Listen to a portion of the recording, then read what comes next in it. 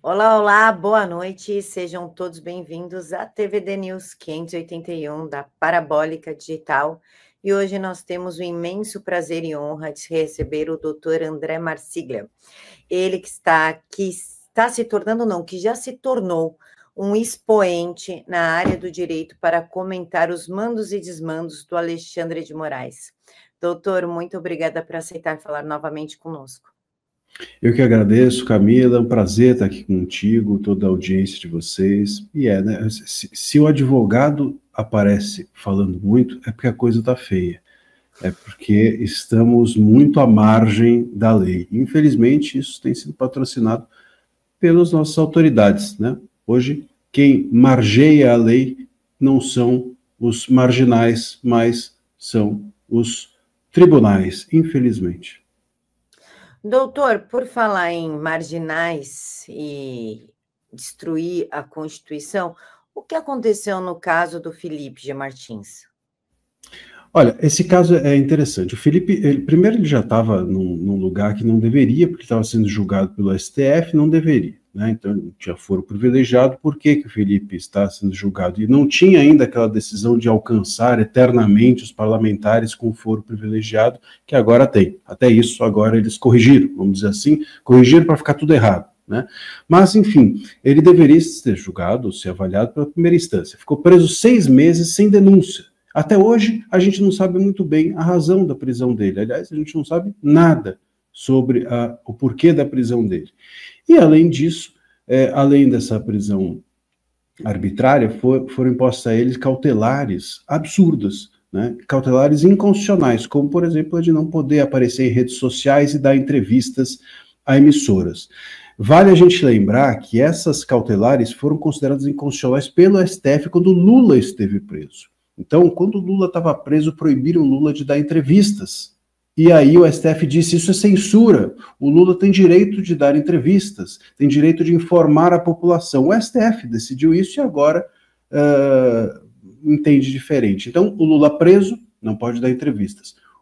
Pode dar entrevistas. O Felipe Martins solto não pode. Essa é a visão seletiva do STF. E aí ele é multado porque aparece no fundo, como um fundo de tela, como um cenário, como, enfim, uma espécie de adereço de um vídeo de um terceiro, no caso o advogado dele. E eles multam, porque disseram que ele estava contracenando, essa foi a palavra usada pelo Moraes, ele estava contracenando com o advogado. Eu acho isso uma completa bizarrice. Claro que se você for pensar que se isso for válido, basta você sair por aí filmando o Felipe Martins, se ele estiver no fundo do seu vídeo, ele estaria contracenando com você. Então ele vai ser multado toda vez que você filmá-lo e postar nas suas próprias redes. É absurdo, você não pode ser punido por outro violar um direito, né? Eu não posso ser punido por um terceiro que cometa um ato que não está no meu gerenciamento.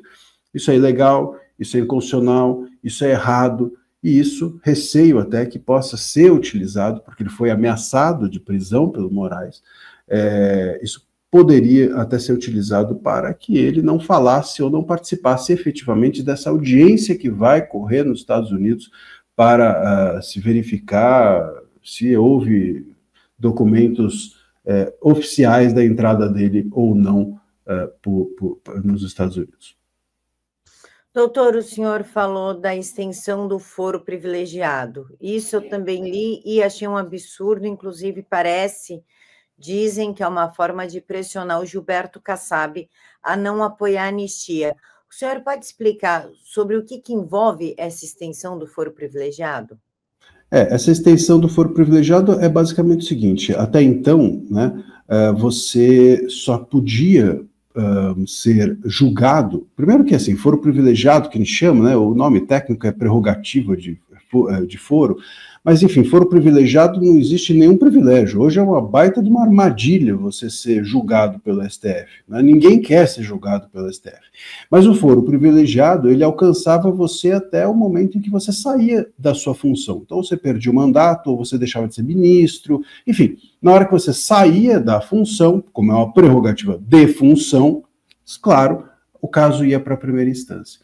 Quando o STF aumentou o foro privilegiado, podendo alcançar as pessoas para sempre, se elas um dia exerceram mandato, se elas um dia estiveram numa função que daria a ela o foro privilegiado, então ela para sempre poderia ser alcançada pelo STF. O STF justificou isso dizendo assim: nós não queremos criar um rompimento. Então, se eu estou aqui no STF investigando você, depois você vai para a primeira instância quando acabar o seu mandato, isso cria um rompimento no processo, cria uma insegurança jurídica, você vai ser julgado por duas pessoas diferentes, isso pode atrasar e gerar impunidade.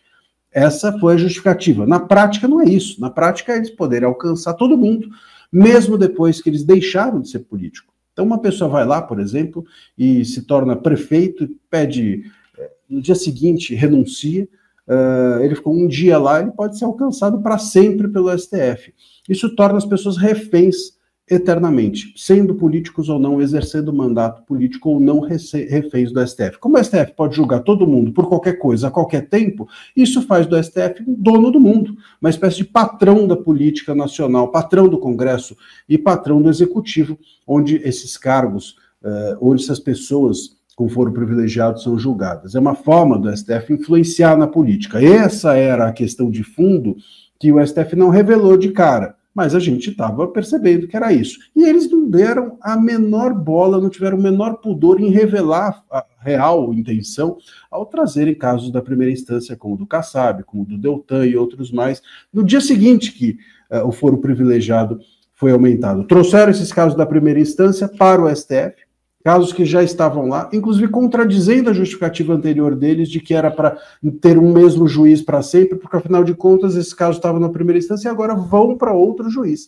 Então, claro, uma forma de controlar a política nacional, o que o STF está fazendo.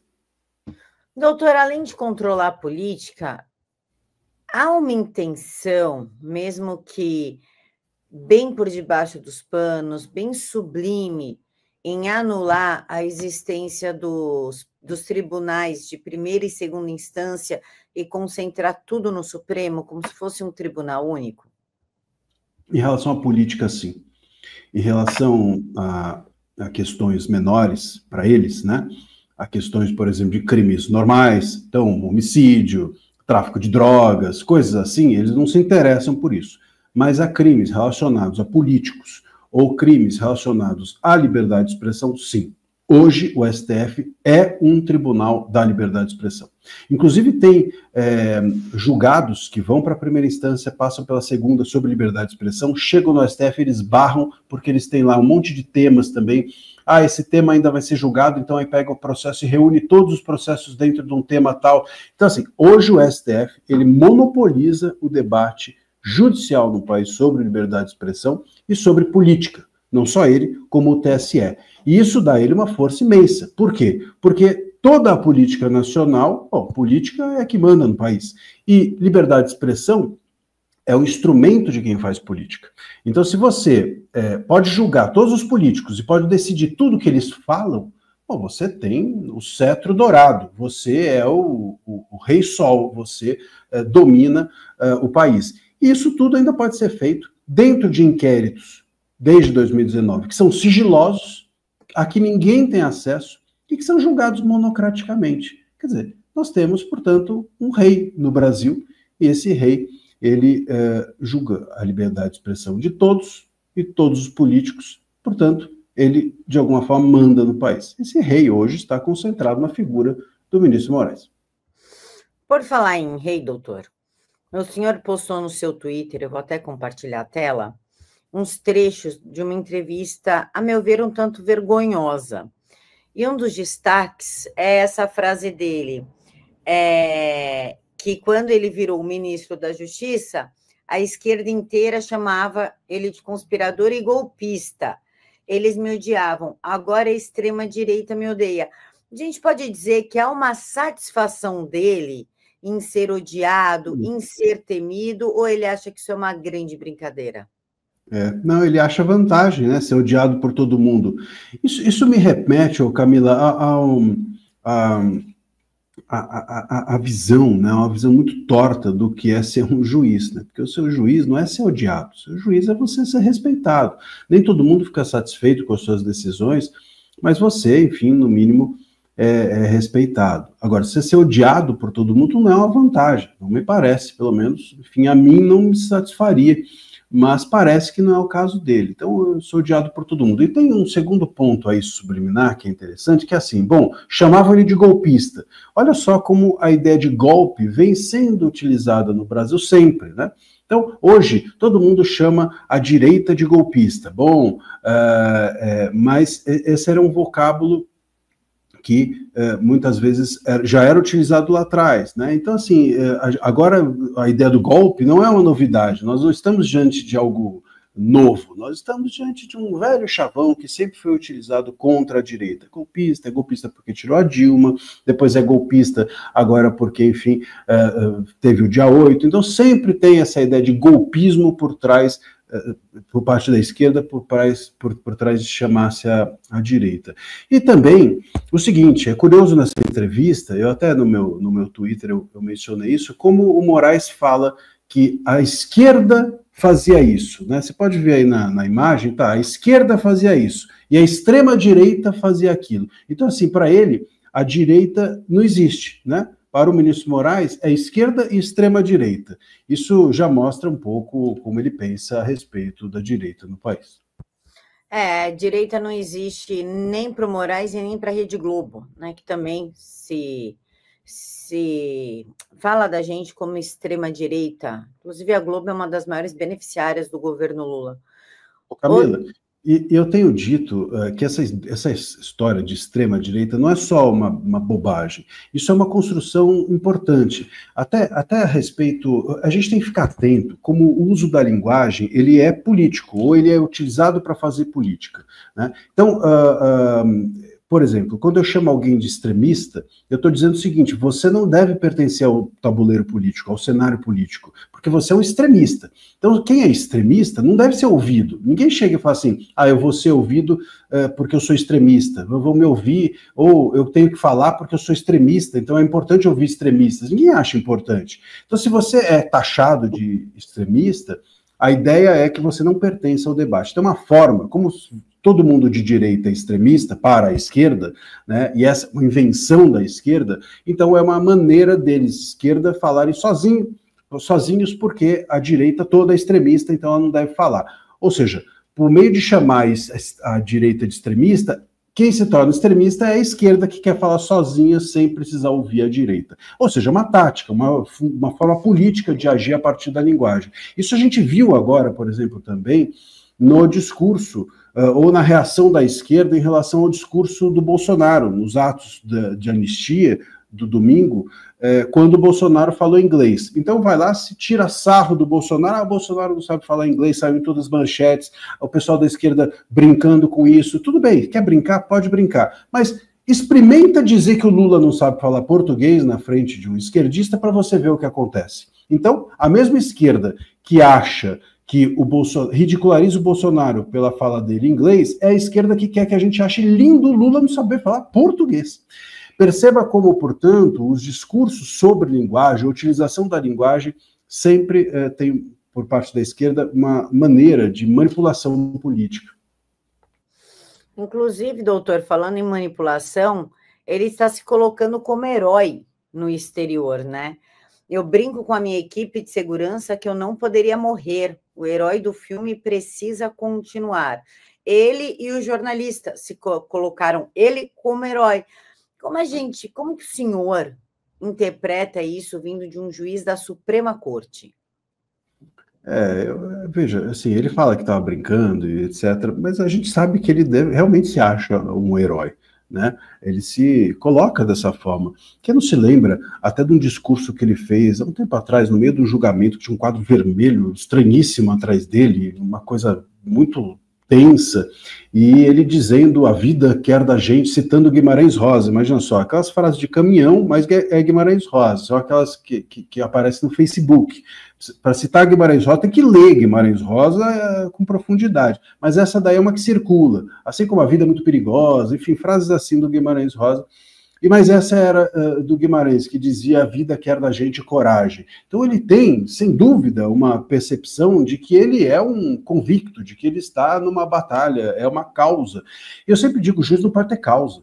Juiz não tem causa. Juiz tem que ser neutro. Quem tem causa é advogado, quem tem causa é parte, quem tem causa são as pessoas que não estão na posição de ser isentas. Você não tem como ser isento e ter causa. Já viu isso? Assim como jornalista também não tem que ter causa. Você pode até ter uma preferência política, mas você não pode ter causa. Se um jornalista esportivo, ele pode torcer para um time, mas não dá para ele narrar o jogo com emoção diferente para um time e outro, senão você desliga a TV. Óbvio, se você é do outro time. Então, é necessário que o juiz não tenha causa. Se o juiz tem causa, ele deixa de ser juiz. Se ele acha que ele é herói, ele virou parte. Herói é parte do filme. Né? Então, ele não é o diretor do filme, ele não é o roteirista do filme, não, ele é parte, ele é o herói.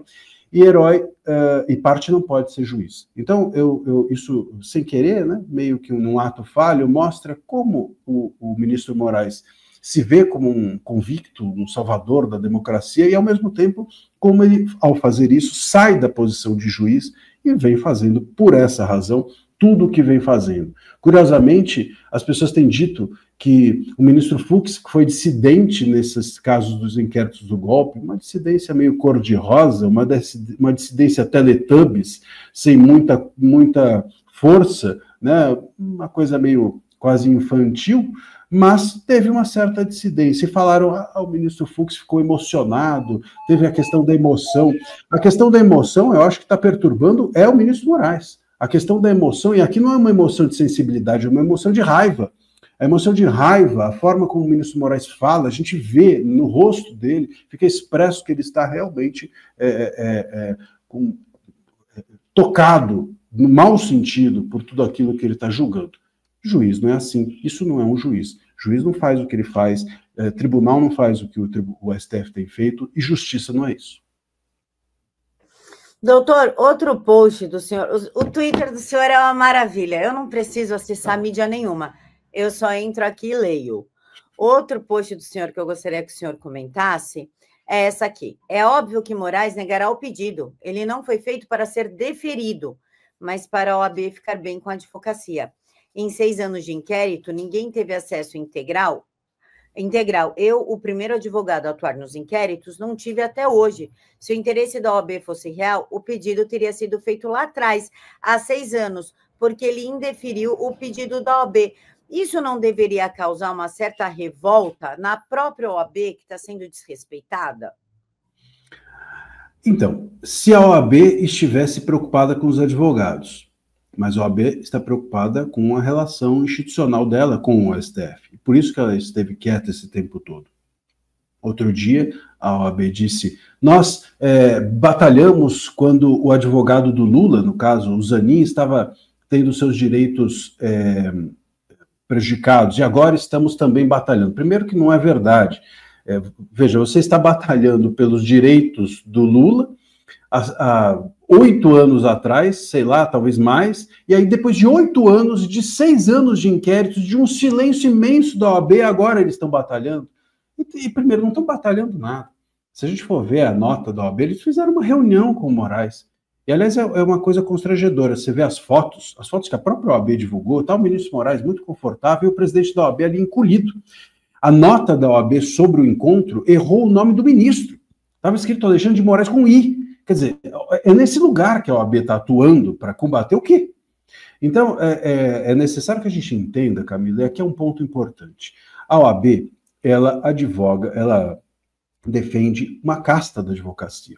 Ela defende a elite da advocacia. E a elite da advocacia é a que está em Brasília e atua no STF. Entendeu? E nesse específico caso, nós temos alguns advogados, 2, 3 ali, que fazem parte desse inquérito do golpe e que fazem parte dessa elite da advocacia. Esses 2, 3 nomes é que são o problema para a OAB.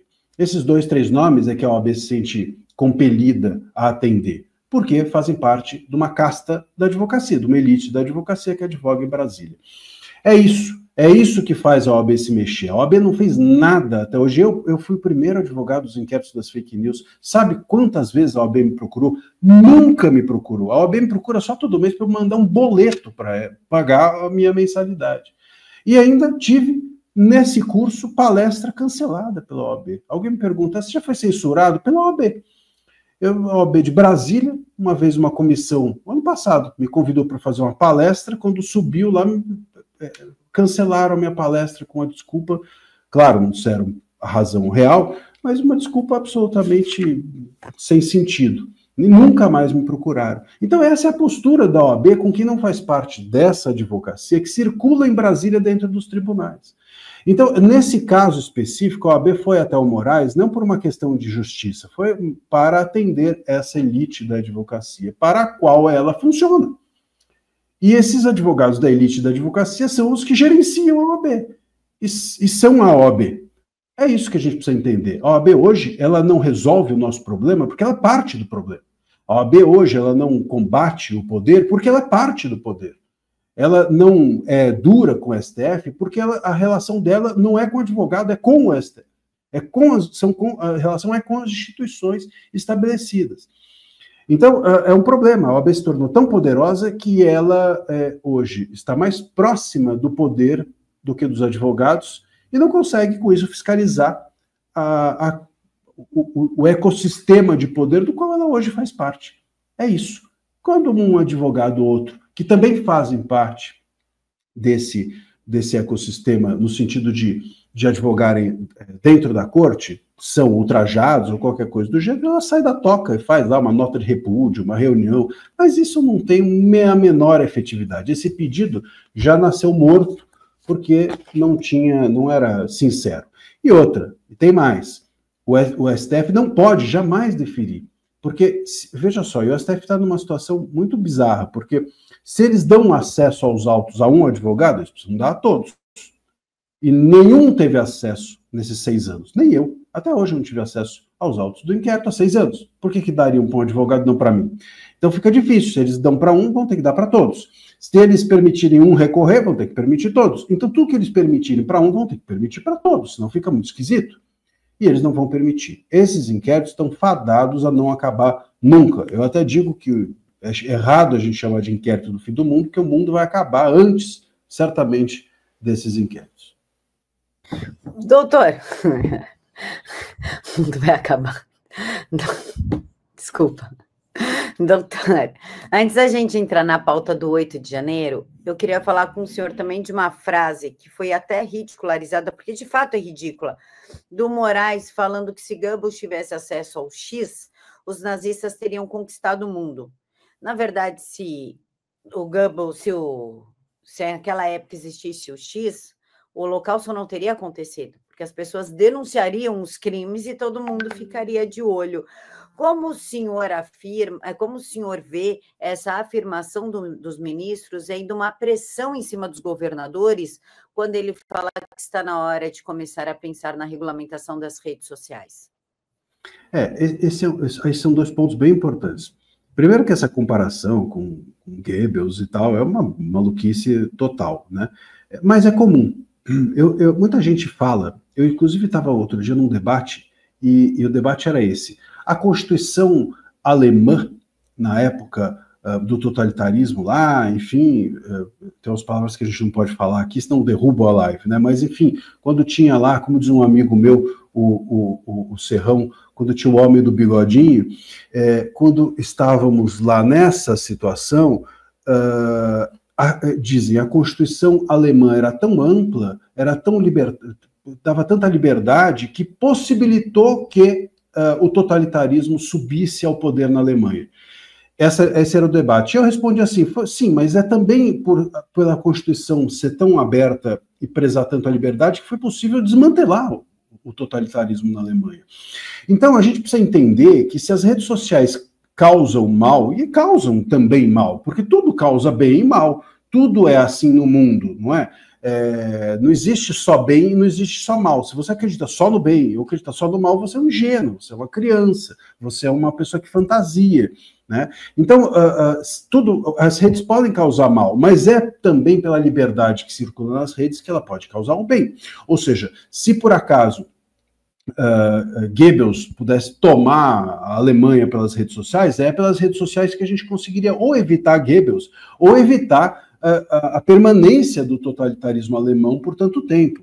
Então, o que o Moraes o que se percebe da fala do Moraes é que ele enxerga o mundo só de um ponto de vista. As redes são o mal, esse mal é um mal extremista, esse extremismo é um extremismo de direita. E com essa visão completamente distorcida da realidade é que ele quer regular as redes. E aí a gente entende o problema de regular as redes. Muita gente fala assim, você é contra regular as redes? Eu falo assim, eu não sou contra regular nada, eu sou advogado. Se eu fosse contra a regulação, eu não vivo. Agora, a questão não é essa. A questão é regular de forma censória, autoritária, absolutamente distorcida, desse jeito, enxergando as redes como um lugar de direita, um lugar de extremismo, um lugar que precisa ser visto com medo. Quer dizer, se você vai regular assim, claro que aquilo vai ser autoritário e censório. E isso eu não posso concordar jamais. Então, a questão não é regular sim, é regular desse jeito, é regular com esse olhar. Esse é o olhar do Moraes, esse é o olhar do Barroso. O Barroso já disse diversas vezes a mesma coisa. Esse é o olhar do Toffoli, que inclusive fez as falas no julgamento das redes sociais. As falas do Toffoli são dignas de um stand-up.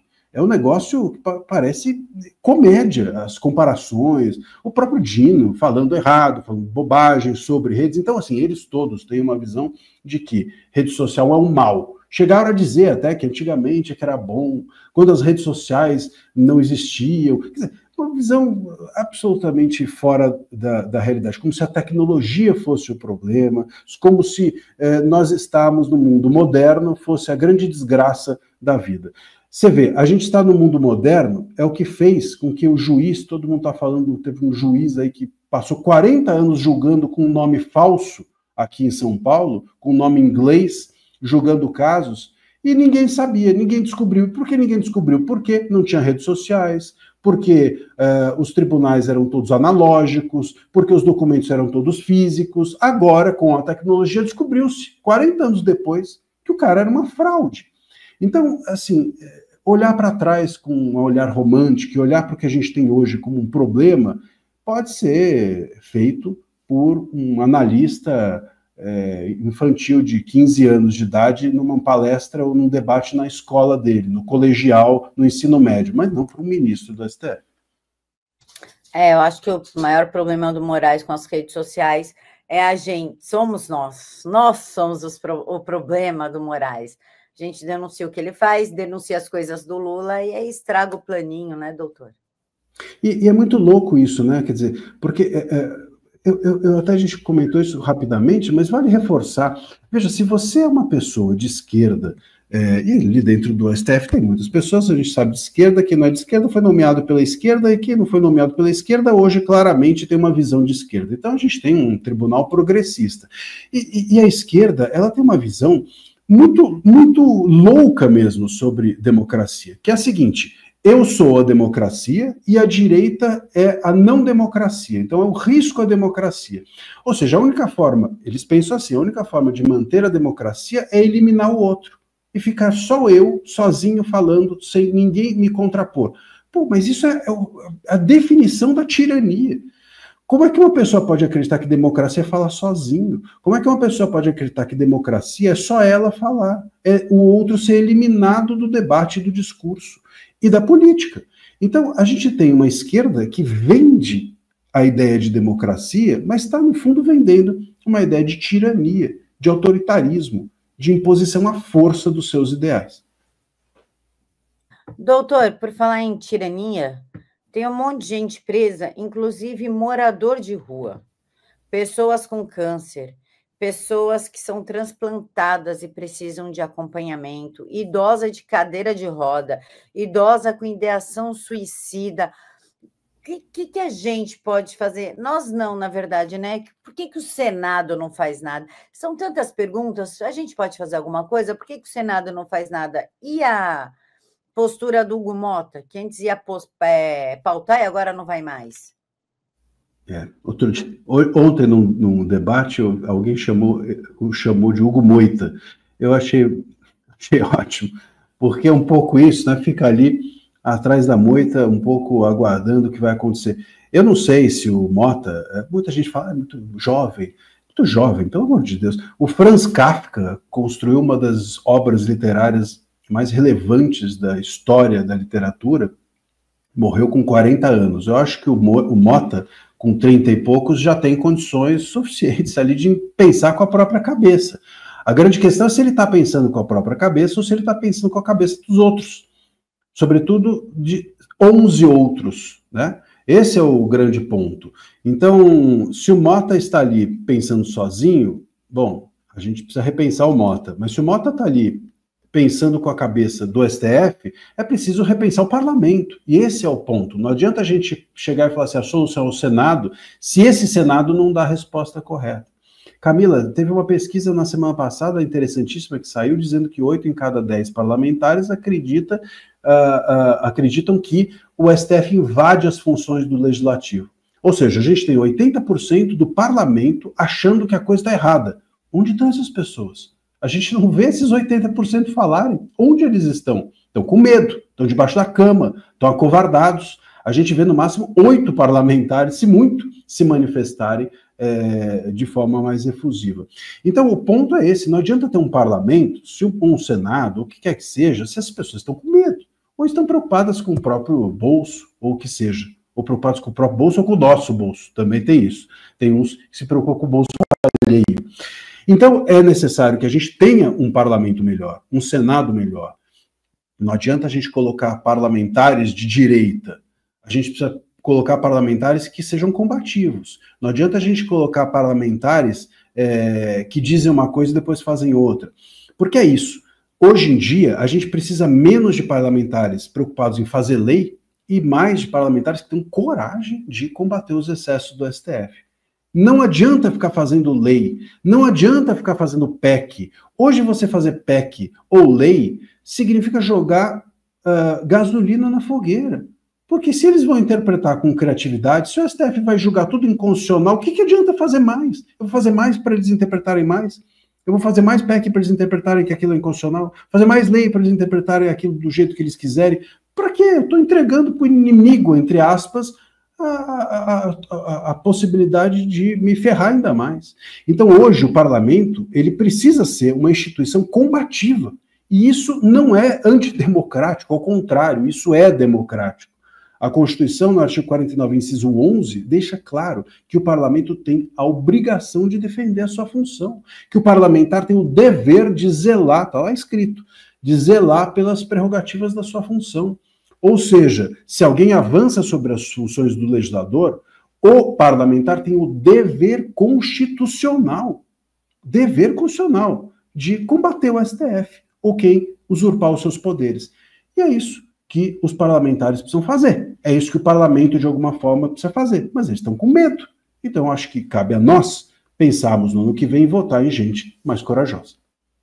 Mas, doutor, o senhor está falando que eles estão com medo. Não foram eles mesmos que abriram esse precedente quando permitiram a prisão do Daniel Silveira e estão calados com todas as ações bizarras em cima do Silveira, que não pode sair, era para estar solto, mas agora ele não pode nem ter a saidinha de Páscoa, quando teremos centenas de estupradores, ladrões, abusadores de criança, agressores de mulheres nas ruas? Com certeza. Eles estão com medo, mas esse medo foi gerado pela própria passividade, pela própria omissão do próprio parlamento, pela própria covardia, vamos colocar a palavra certa, ou a palavra mais dura, porque merece. E é isso.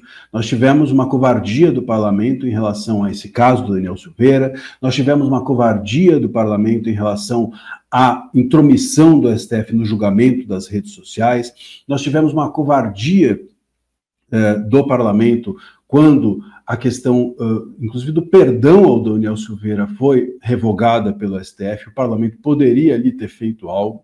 Nós tivemos uma covardia do STF quando o Duval, por exemplo, foi julgado, quando a imunidade parlamentar do Van Hatten foi atingida, a imunidade parlamentar do Nicolas foi atingida, e assim vai, né? É aquilo, uma hora chega em você, uma hora o alagamento chega na tua casa. E chegou. Hoje o parlamento não serve para nada. Se você for ver, hoje o parlamentar não pode votar porque é inconstitucional. Ele não pode não votar, como no caso das redes sociais, porque o STF entende que é omissão e vai lá e supra a omissão. E ele não pode falar porque não tem imunidade mais parlamentar, porque ela só pode, segundo Lewandowski, olha que viagem, que disse que a imunidade parlamentar serve apenas para discordâncias civilizadas. Pô, pra você ter uma discordância civilizada, você não precisa de imunidade, não é? É que nem chegar e falar assim, olha, essa vacina aqui, enfim, não estou falando de vacina, hein? Cuidado. É só um exemplo. Essa vacina aqui vai te imunizar. Fala assim, não, mas eu não tô doente e nem ficarei. Bom, então não precisa imunizar. Então, se você tem uma conversa civilizada, você não precisa de imunidade. Quer dizer, a questão aqui é totalmente bizarra. E o parlamento ficou quieto, foi covarde nesses momentos todos, e o STF foi ganhando espaço, ganhando espaço. Veja, Camila, tudo que os advogados, por exemplo, reclamam que está acontecendo agora, de falta de acesso aos autos, de impossibilidade de recorrer, de avanço do STF, de julgamento no plenário virtual, de, enfim, não poder sustentar oralmente, todo esse papo já acontecia em março de 2019, há 6 anos atrás. O meu livro, inclusive, o Censura por Toda Parte, é um documento interessante nesse sentido, porque eu relato tudo isso dia a dia, que foi vivido por mim pela primeira vez. Eu fui o primeiro advogado dos inquéritos das fake news, com o caso da revista Cruzoé, o amigo do amigo de meu pai, aquela capa, e ali tudo isso eu vivi pela primeira vez. E hoje continua acontecendo. E por que continua acontecendo? Porque ali atrás ninguém deu a mínima, a OAB não falou nada, o parlamento não ligou, as pessoas foram deixando acontecer, e foi indo, caminhando. 6 anos de arbítrio. Claro que em algum momento você chega numa impossibilidade de reação. E agora eles estão com medo justificadamente. Hoje o parlamento acabou. Então, você tem que ter medo mesmo. Se o parlamento acabou, você precisa ter medo. Se o parlamento não serve para mais nada, segundo o STF, eles têm mesmo que ter medo. Agora, por que chegou nisso? Chegou nisso porque eles deixaram. Então é preciso que agora alguém tenha coragem, e que os parlamentares tenham coragem de saber que é o momento de reagir. Ah, mas eles não vão ter. Não vão ter, então a gente vai realmente chegar no momento em que o STF vai fechar as instituições. Porque é isso, na prática, que o caminho tem sido esse. Doutora, a gente também pode falar que esse silêncio vem muito disso aqui? 80% dos repasses não tiveram contas prestadas, são 3 bilhões e 800 milhões de reais. O senhor não acha que isso também estimula um pouco a subserviência das pessoas? Sim, com certeza. Por isso que eu falei, né? Tem parlamentar preocupado com o próprio bolso e até com o nosso bolso. E isso é muito interessante. Às vezes, eu já participei de alguns debates com parlamentares, não com parlamentares específicos, mas debates para parlamentares, né, até em frentes parlamentares, e é curioso como, por exemplo, essas coisas que a gente está falando aqui, sei lá, 80%, 70% deles, vocês nem sabem do que está falando. Não faz parte do dia a dia deles, nem do dia a dia deles, do assessor, de nada, eles estão em outro mundo. Então, sobretudo aquilo a que a gente chama de centrão, eles não giram na mesma frequência que a gente.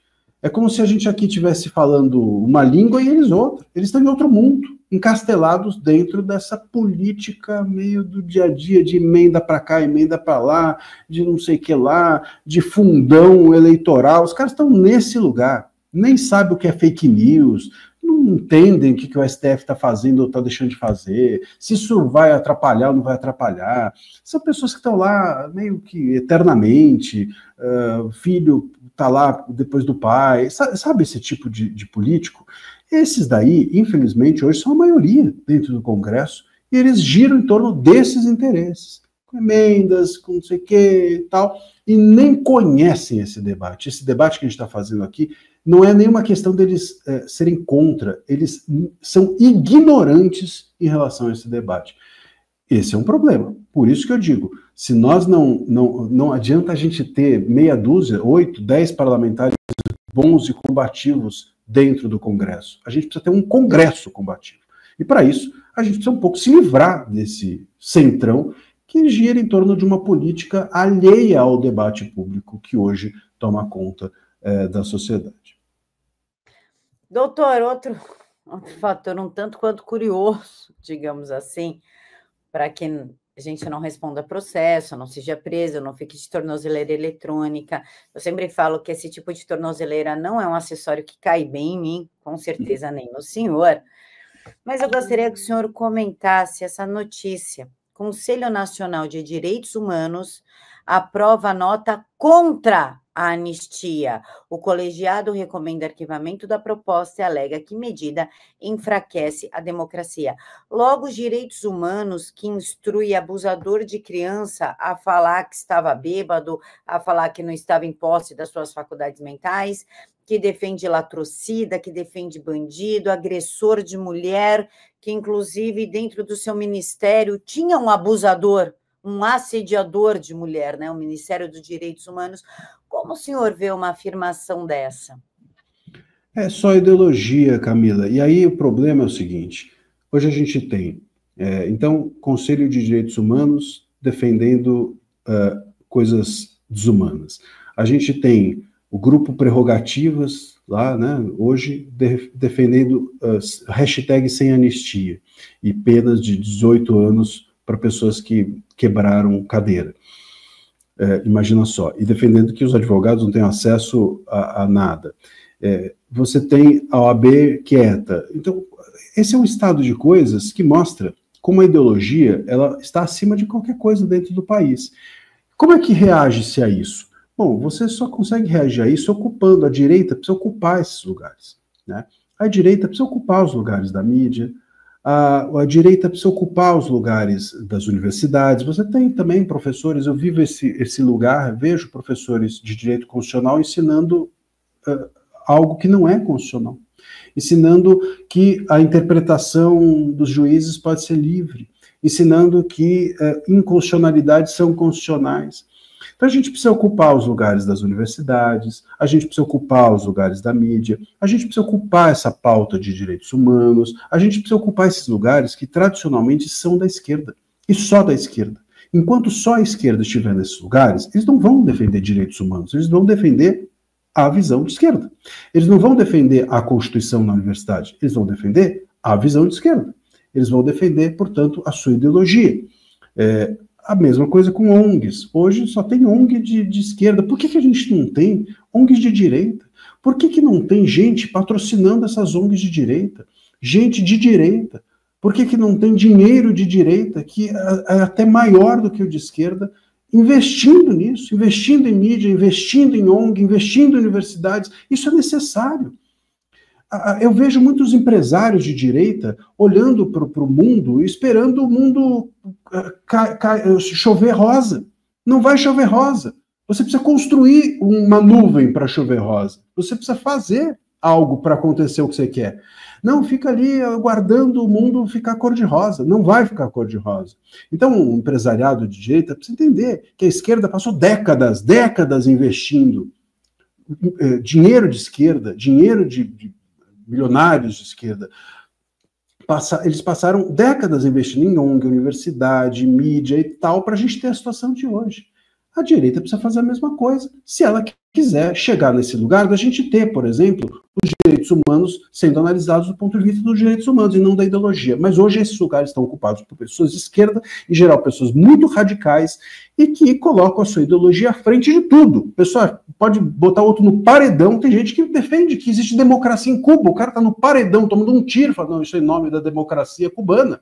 Então, a Venezuela, a gente não conseguiu, teve gente de esquerda que não conseguiu até hoje, o governo não conseguiu até hoje condenar a fraude nas eleições venezuelanas. E essas pessoas dizem que as urnas brasileiras é que são o problema, o questionamento às urnas brasileiras é que são o problema. E lá na Venezuela estão apoiando a fraude nas urnas venezuelanas. Então, assim, como é que a gente pode levar isso a sério? Isso é só ideologia. Só ideologia.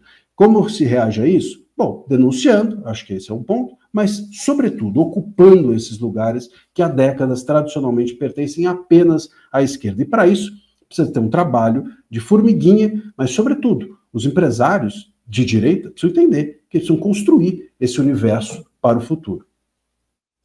Doutor, outro fator que eu gostaria que o senhor comentasse é que grupos estão sendo presos, julgados e tal, porque não aceitam o tal do acordo da PGR, que prevê a confissão de crimes e a realização de um curso da democracia e pagamento de multa. Esse curso da democracia nada mais, nada menos é do que uma lavagem cerebral ridícula, totalmente enviesada. Não é crime no Brasil tu obrigar uma pessoa a confessar, sob tortura, inclusive, um crime que ela não cometeu? Não, sem dúvida. Inclusive, não só nesses casos, né, mas nas próprias delações. A gente viu a delação do Mauro Cid, de que maneira que foi feita. E olha, a delação do Mauro Cid ainda foi a parte que eles mostraram para a gente. Eles fizeram uma edição daquele vídeo, eles selecionaram os vídeos e expuseram para nós. Imagina o que eles não expuseram. Se no que eles expuseram já dava para ver que teve coação, imagina o resto.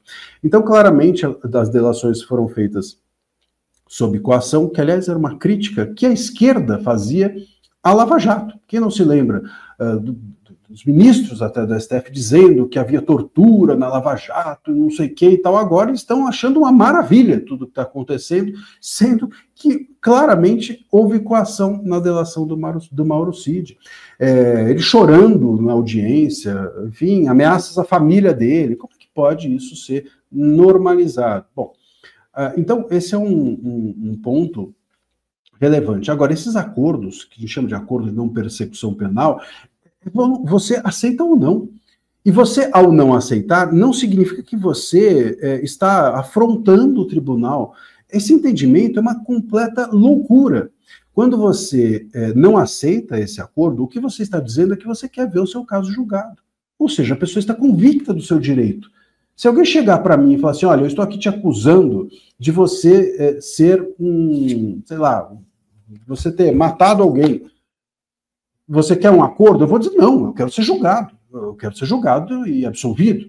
Jamais eu vou aceitar esse tipo de confissão ou qualquer coisa do gênero. Então, ao não aceitar um acordo, você não está abusando, provocando o tribunal de forma alguma. Você está convicto de que você tem o direito e acredita na justiça. As pessoas estão acreditando na justiça e talvez essa seja a grande ilusão delas. Não é nada sobre justiça o que está acontecendo com os réus do dia 8. É sobre política. Os réus do dia 8 estão sendo julgados com severidade porque eles precisam ser parte da condenação dos 34 denunciados, dentre os quais Bolsonaro. Né? Então, quando você diz que houve o dia 8, que o dia 8 foi uma tentativa de golpe, você precisa achar um mandante para esse dia 8 que foi uma tentativa de golpe. Quem que será? Bom, aí entram os 34 denunciados, dentre os quais o cabeça Bolsonaro. Então, os réus do dia 8 estão sendo julgados com severidade porque eles querem alcançar o Bolsonaro e prendê-lo por tentativa de golpe. É só isso.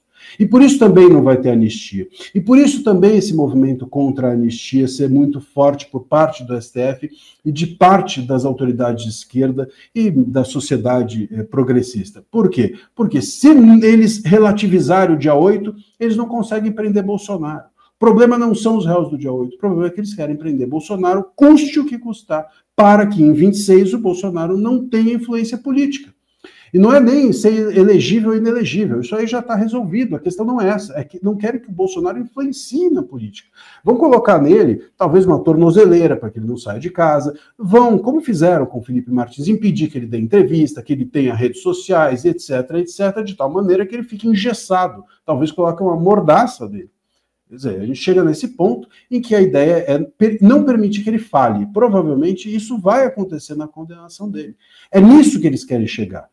Então, os réus do dia 8, eles são parte de uma estratégia para chegar na prisão do Bolsonaro. Doutor, eu ia falar de um outro assunto com o senhor, só que o senhor falou na prisão do Bolsonaro para que ele não concorra em 2026, inclusive. Nessa mesma entrevista do The New Yorker, o Moraes foi muito categórico ao falar que o Jair Bolsonaro não voltará ao poder. Como um juiz pode afirmar uma coisa dessa? Um único juiz, dentre 11, pode afirmar uma coisa dessa? E o engraçado é que ele falou isso, né, dizendo assim, como o caso está no Supremo, então ele não tem a menor chance. Ou seja, como você olha, como está com a gente sabe que ele não vai adiante. Então, claro, ele está pré-julgado. ele está pré-julgado, chegou no STF e eles sabem mais ou menos o que vai acontecer. Eles têm como controlar o caso. Por isso, inclusive, que nesse caso do inquérito do golpe, o Fux está sendo visto como um pária, né? O Fux criou uma dissidência, já voltou atrás, né? Eu vi hoje uma notícia de que o ministro Gilmar estava contestando o Fux, dizendo, olha, eu acho que o Fux ficou emocionado, como se fosse uma coisa infantil do Fux ter uma dissidência, ter uma discordância em relação aos demais ministros. Pô, se é esquisito você ter uma dissidência num colegiado de 11 ministros, então por que a gente está pagando 11 ministros? Paga um só. Então vamos fazer essa economia. Paga um só. Aliás, talvez pudéssemos até nem ter executivo, nem ter parlamento, seria uma economia. Já que é assim, vamos colocar um só, né? E pronto. Não precisamos pagar tudo que a gente paga para girar um poder executivo, para girar um poder legislativo, para girar 11 ministros do ponto de vista financeiro, se eles não podem discordar. Se discordar é esquisito, se discordar é um erro, se discordar merece crítica dos próprios colegas. Então a gente está nesse lugar. Se os casos chegam lá e já estão pré-julgados e um só já sabe qual vai ser o resultado, então pronto, vamos oficializar. O Brasil ele tem dificuldade de formalizar as coisas que acontecem com ele. A gente tem dificuldade aqui de dizer, de dar o nome aos bois, né? De dar o nome aos bois. Então vamos dar o nome aos bois. Hoje o STF gira em torno do ministro Moraes, né? Eu acredito que os demais ministros muitas vezes concordem, mas hoje o ministro Moraes, ele praticamente decide pelo STF, porque tudo está dentro desses inquéritos e ele é o relator de todos os inquéritos. Tudo está ou pode estar. Então, hoje, o ministro Moraes, ele decide pelo STF e o STF decide pelo Brasil. É isso. Não podemos negar esse fato. Se é assim, então para que ter os demais poderes? Vamos fazer uma economia. Quem sabe essa não seja uma PEC aí que possa passar. Vamos extinguir os outros poderes e deixar apenas o STF. E um ministro só. Eu concordo, porque eles dão muito gasto. Inclusive, eu já vou falar com o senhor sobre a manobra do Mota ontem para aprovar 160 assessores a mais para o Supremo, como se eles precisassem de tanta gente. Mas eu gostaria que... Eu lembrei, quando o senhor estava falando, eu lembrei de uma notícia que saiu na Revista Oeste, além do use a criatividade para censurar pessoas, também teve essa denúncia que, em troca de e-mails, Leonardo Fernandes, que foi um assessor do Moraes, falou em edição de vídeos e imagens relacionadas à baderna da Praça dos Três Poderes. A partir do momento que se pede edição de imagem, doutor, isso já não é por si só um julgamento stalinista, é um teatro? Não, é um absurdo. Isso é um absurdo. Até eu participei dessa matéria, eu dei uma entrevista ao Salgueiro, e até por conta disso vi o material. E eu posso te dizer que é muito esquisito, é muito esquisito. Então, o que parece é que nós tivemos ali bom, isso é bom que tenha, isso não é bom que tenha, vamos colocar só a parte que interessa. Não é assim que é feito. Você coloca tudo, né? Você coloca tudo, porque você editar uma prova é você inventar uma prova. Inventar a prova é crime. É tão simples quanto isso. Você não pode editar a prova. Você não pode editar um material. Eu não posso pegar, por exemplo, um vídeo, sei lá, de um assassinato e fazer uma montagem e botar nos autos. Isso é completamente irregular. Claro, vai ter que ter um perito que fala, isso aqui está montado, então essa prova é inválida. E vamos pegar quem fez essa edição e punir, porque isso é crime. Isso é adulteração de prova. Isso é criação de prova, invenção de prova. Mesmo que você pegue um documento real e edite, você cria um novo, e esse novo é inventado por você. Se você diz que aquilo é o documento real, você está mentindo. Isso é crime. Então, isso é muito sério. Isso é muito sério, mas, pelo visto, eu não sei se existe ainda alguma coisa séria nesse país. Uma outra matéria que eu queria falar com o senhor, que aconteceu ontem, foi isso aqui. Câmara aprova alinhamento com o Judiciário e prova urgências para turbinar tribunais, mas ignora completamente a anistia. Inclusive, a meu ver, foi ridículo contratar modelos para ficar na porta do Congresso pedindo para os deputados assinarem. Isso transforma um documento seríssimo, que é a anistia, em um circo, em palhaçada. Então, quem teve uma ideia dessa, está faltando um parafuso, para não falar outra coisa. Mas, doutor, são 22 milhões a mais para o contribuinte, são um plus, né, um bônus de R$ 4.000 a mais no salário de quem ocupar esses cargos. O Brasil, neste momento, precisa de mais 160 vagas no Supremo? Pois é, a gente está dizendo que a gente não precisa nem de 11 ministros, talvez, né, porque só um julga. Imagina só, então, ainda esses cargos comissionados. Isso daí não faz o menor sentido. Isso, em geral, é utilizado como uma moeda de troca entre os poderes. Então, quando tem algum tipo de desarmonia, o legislativo quer ficar bem na fita com o judiciário, ele vai lá e solta essas aprovações, né? E por quê? Porque aí tem os cargos comissionados, os próprios ministros ficam bem com os seus funcionários, os funcionários ficam felizes, todo mundo fica feliz com o nosso dinheiro, não é? E assim é fácil. Difícil é eles ficarem felizes com o trabalho deles, né? Mas ficar feliz com o dinheiro, sobretudo quando é nosso, é muito fácil. Então é uma maneira de todo mundo, deixar todo mundo feliz, sabe? Olha, sabe aquele cara que entra no bar e fala assim, eu vou pagar aqui uma bebida para todo mundo, aí todo mundo fica feliz, em volta dele, todo mundo vira amigo, é mais ou menos por aí que acontecem essas medidas. Então, agora o judiciário está feliz porque vai ser distribuído um monte de cargo, um monte de valores, etc. Infelizmente, essa é a reforma do judiciário que passa. A gente precisa de uma reforma do judiciário a sério, a gente precisa repensar mandato fixo de ministro, a gente precisa fazer com que os ministros do TSE e do TSF não sejam os mesmos, a gente precisaria ter limitação do foro privilegiado, talvez até mesmo diluindo o foro privilegiado, fazendo com que, ao invés de extingui-lo, fazendo com que ele não esteja apenas no STF. É possível parlamentares, por exemplo, serem julgados também pela Justiça Federal, também serem julgados pelo STJ, diluir essa concentração do foro privilegiado. A gente precisaria desses projetos passarem para a gente ter uma reforma do judiciário. Mas essa não passa. Essa ninguém quer saber. Para aprovar cargo, para aumentar salário, aí passa fácil, aí tá tudo bem, aí tem urgência, aí é feito de um dia para o outro, e a gente é que paga o pato. Doutora, enquanto a gente conversava, saiu essa notícia aqui, que mais um deputado entra na mira da Polícia Federal, porque é o Gilvan da Federal, PL Espírito Santo, por fala sobre o Lula na Comissão de Segurança Pública da Câmara.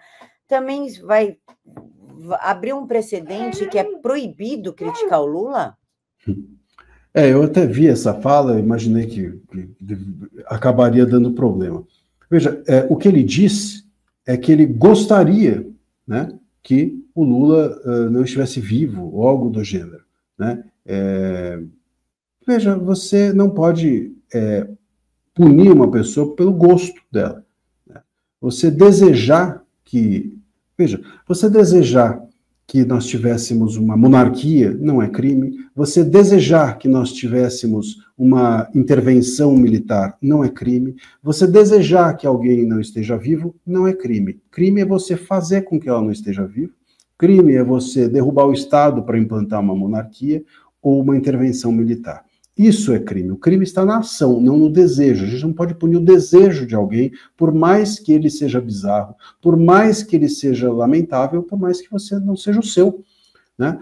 Então, assim, desejar está dentro do limite da liberdade de consciência, de pensamento e de expressão. Você não pode fazer aquilo. Você pode desejar. Então, o que eles querem com o deputado não apenas é relativizar a imunidade dele, mas eles querem relativizar o desejo dele. Ele não pode meter o desejo, porque esse desejo é indigesto, ou porque é um desejo inconveniente. Nós podemos ter desejo ainda nesse país. Isso é ilegal. Essa investigação é uma investigação ilegal. Essa imputação a ele é uma imputação inconstitucional. Mas, dentro do momento em que a gente está, eu não duvido que ele seja punido, porque nós simplesmente retiramos dos parlamentares toda a possibilidade de falar. Hoje o parlamentar é o último que pode falar. Se você fala um negócio na imprensa, se eu vou lá e falo algo na imprensa, e no dia seguinte um parlamentar fala a mesma coisa, ele é punido e eu não. Porque ele virou uma pessoa muito mais alvejada do que qualquer outra. Sobretudo nas vésperas de um ano eleitoral. Doutor, agora eu gostaria que o senhor falasse sobre isso aqui, ó. Ah, coloca aqui. Pronto. Censura por toda parte. Os bastidores jurídicos do inquérito das fake news e a nova onda repressora que assola o Brasil. Por que o senhor escreveu o livro? O senhor não tem medo de uma ação contra o senhor, de fato, censura, até na sua profissão, de te prejudicarem por conta desse livro? Eu já li, eu tenho ele. Olha, Camila, medo a gente todos temos, né? É humano ter medo, mas eu acho que a gente chega num ponto em que não tem mais volta, porque a gente realmente cria para nós um dever moral, creio eu, e nesse momento os sacrifícios acontecem, a gente tem consequências daquilo que a gente faz, e é normal que tenha, e a gente precisa bancar.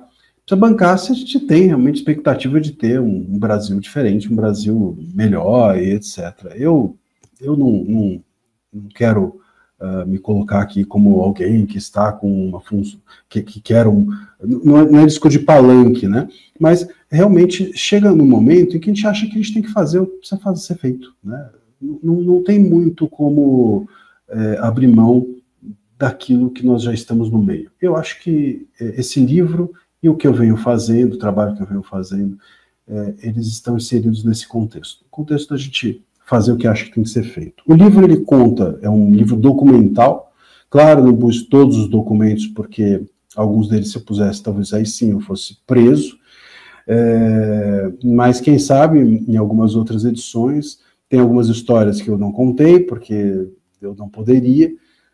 Então, eu próprio me autocensurei em alguns momentos, mas a maior parte de tudo que aconteceu em 2019 com a revista Cruzoé e quando eu atuei como advogado daquele caso de censura, que ela foi censurada por uma semana, até hoje ela está nos inquéritos, todos os recursos, o diálogo com a imprensa, a surpresa, etc., o diálogo com os ministros, enfim, tudo o que aconteceu nesse caso está aí, né? É um diário de bordo que eu levo ao leitor, e não só desse caso, mas de 25 anos de atuação em casos de liberdade de expressão. Então, o livro é um pouco um resumo disso, e eu recomendo, quem quiser entender o que a gente está vivendo hoje, é importante saber como começou, e o livro tem essa função. Eu tenho ouvido muito isso. É um livro, olha, é um documento importante de fundação da censura que a gente tem hoje no Brasil. De relato, né, relato da censura. Eu fico feliz com isso, ter contribuído com essa função. Doutor, como o senhor vê um país onde o advogado ele é muito mais chamado para entrevista, para entender o que está acontecendo, do que os próprios deputados e senadores? Como o senhor vê essa dinâmica que se formou? Numa dinâmica em que o parlamento está desidratado. Eu realmente fico chateado com isso. Eu vejo alguns parlamentares muito combativos e muito interessantes. Aliás, parte deles, esses que eu acabei de mencionar, que estão sendo investigados, o Nicolas, o Van Hatten e outros mais. Alguns senadores também são combativos, interessantes. Vejo o senador Marinho, a deputada Zanata, enfim, a gente vê pessoas combatendo o bom combate. Agora, é preciso realmente que o parlamento entenda institucionalmente a sua função, não apenas parlamentares. A gente precisa fazer com que cobrar, né, que o próprio parlamento, a instituição se coloque. Senão, a gente vai perdendo mesmo o respeito. Hoje o parlamento ele tem um imenso nós dedicamos a ele um imenso desrespeito. Não só nós, mas o próprio STF. É muito perigoso isso, sabe, Camila? É muito perigoso que a gente chegue nesse lugar, de um parlamento calado, de um parlamento com medo, porque o tempo vai passar, as personagens que estão aí vão embora, mas esse desrespeito fica. Assim como a jurisprudência de exceção do STF fica quando os personagens forem embora, os ministros, quando esse momento de censura nosso passar, e eu espero que passe, nós ficaremos com desrespeito ao parlamento, que é muito ruim para o Brasil de uma forma geral. Doutor, como é que o pessoal faz para seguir o senhor? Seu arroba, eu super indico o X. Eu adoro ver o doutor lá no X, descendo a lenha na galera. Olha, X, em geral, eu estou no X mais que realmente tudo, e no Instagram. São as duas redes. O que eu ponho no X, eu ponho no Instagram, na maior parte das vezes. Às vezes no Instagram tem um ou outro vídeo que entra por lá a mais, mas, em geral, o X eu uso mais também para questões políticas, e o arroba é o mesmo, Marcília, S-I-G-L-A, Marcília, _, André. Marcília, André.